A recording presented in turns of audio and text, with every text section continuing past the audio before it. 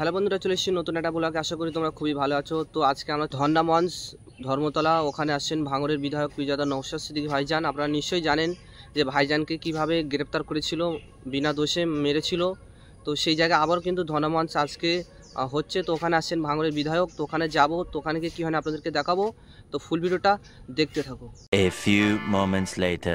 আছেন ভাঙড়ের বিধায়ক নওশাদ সিদ্দিকী ভাইজান, তিনি উপস্থিত হয়েছেন।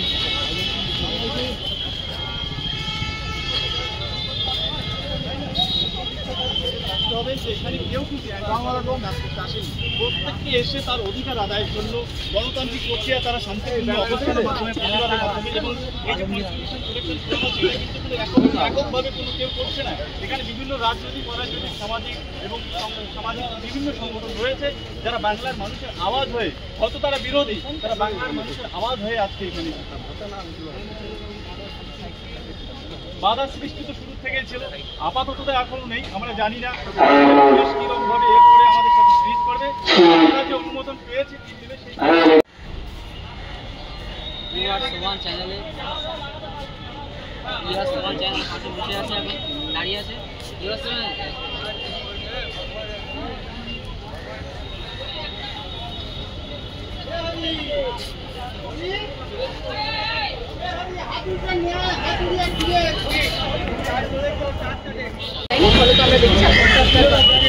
একাধিক আইএসএফ কর্মী আজ আপনারা আবারও প্রতিবাদ মঞ্চ তৈরি করছেন, একই রকম দাবি হচ্ছে।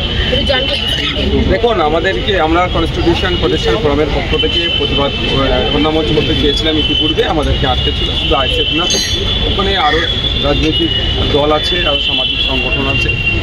মেলবন্ধনে আমরা ফোরাম তৈরি করছি। ফোরামের একাধিক নেতৃত্ব আছে, শীর্ষস্থানীয় নেতৃত্ব, যেমন কামরুজ্জামান সাহেব, হাকিকুল সাহেব, বিশ্বজিৎ মাইতি, এই ধরনের আরও অনেক ইমতিয়াজ সাহেব, সবাইকে ধরেছিল। আমাদের বিভিন্ন রাজনৈতিক সংগঠন, সামাজিক সংগঠনের শীর্ষস্থানীয় ধরেছিল।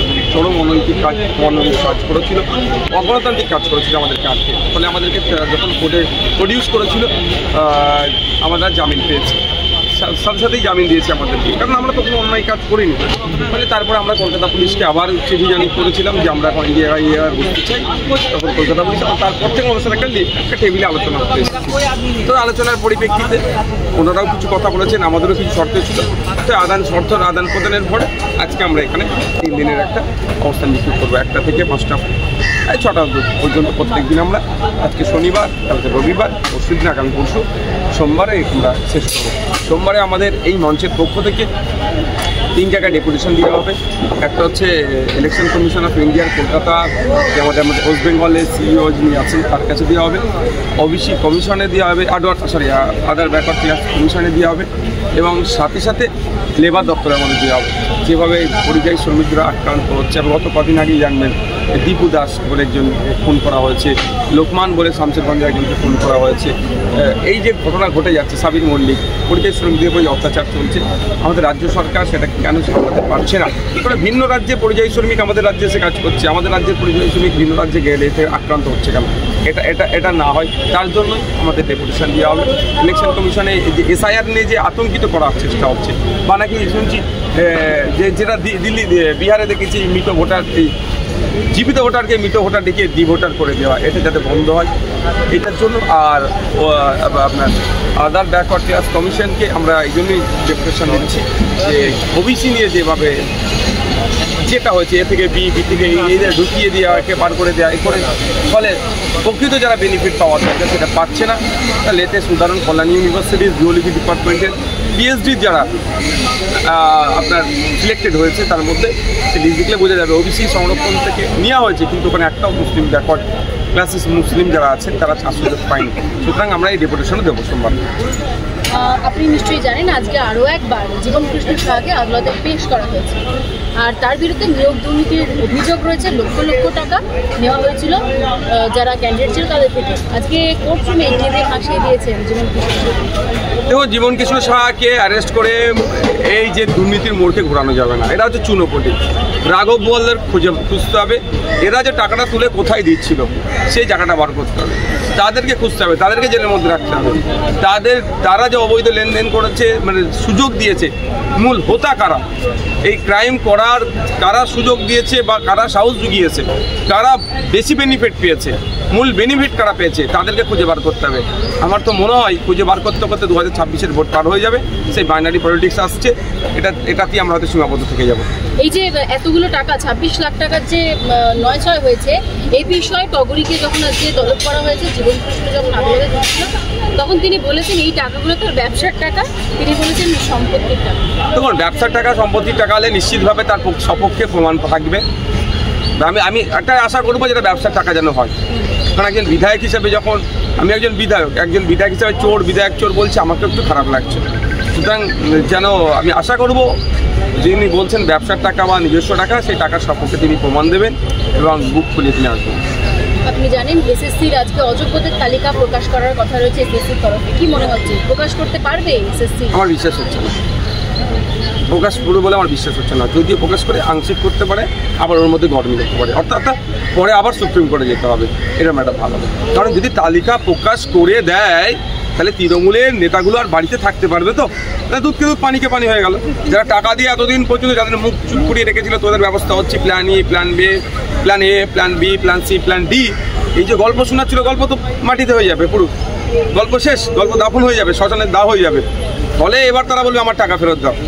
তো এটা কিভাবে করবে আমি তো ভেবে উঠতে পারছি না।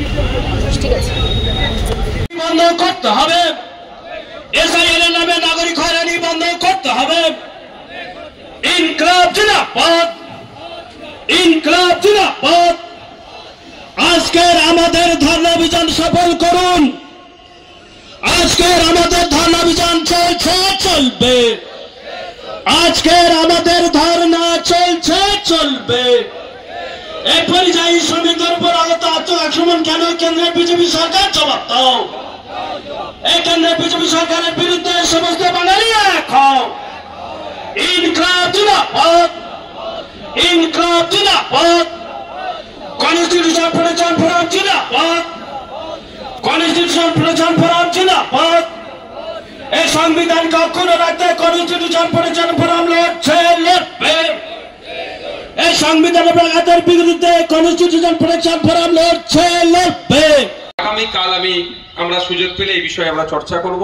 6টা পর্যন্ত আমাদের 1টা থেকে 6টা পর্যন্ত আমাদের প্রশাসনের সাথে কথা ছিল, সুতরাং আর 1 মিনিট বাকি আছে।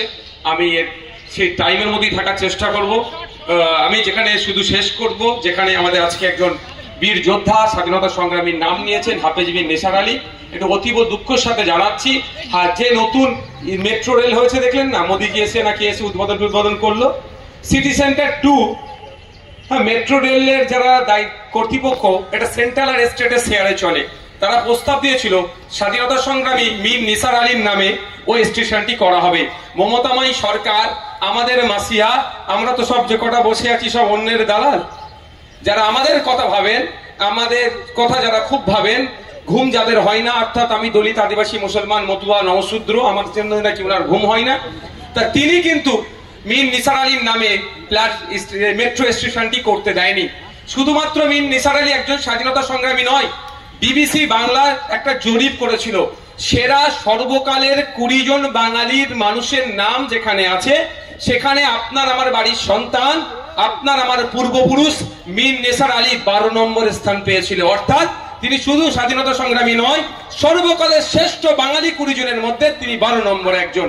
সেই আইকনিক পার্সনের নামে একটা স্টেশন হওয়ার যখন প্রস্তাব এসেছিল, আমাদের রাজ্য সরকার সেটাকে প্রত্যাখ্যান করেছে সেটাকে, এবং বিভিন্ন জায়গায় তাদের জন্মস্থানগুলোকে হেরিটেজ ঘোষণা করলেও মীর নিসার আলীর জন্মস্থান ওই রকমই আজও অবহেলিত হচ্ছে।